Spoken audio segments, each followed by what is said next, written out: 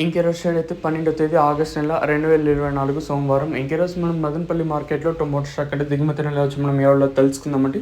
నేనుతో పోల్చుకుంటే దిగుమతి తగ్గిందా లేదా పెరిగిందా వీటన్ని ఎవరిలో తెలుసుకుందామండి. తెలుసుకునే ముందు ఛానల్ సబ్స్క్రైబ్ చేసుకోవద్దాం.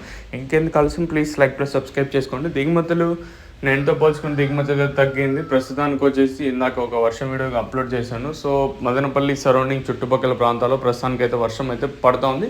జస్ట్ ఒక 5 నిమిషాల ముందే వర్షం అయితే ఆగిందండి. ఓవరాల్గా ఇప్పుడు వర్షం గురించి మాట్లాడుకోవాల్సి వస్తే భారీగానే వర్షం అయితే పడింది రాత్రి అంతా.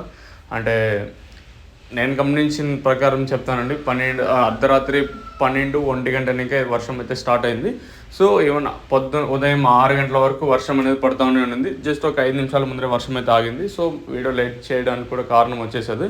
సో ఓవరాల్గా ఈ వర్షం గురించి అయితే దిగుమతులు కూడా పెద్దగా మార్పు అయితే లేదు. సేమ్ నెనోస్టేట్లో తక్కువగానే దిగుమతులు అయితే వచ్చాయి.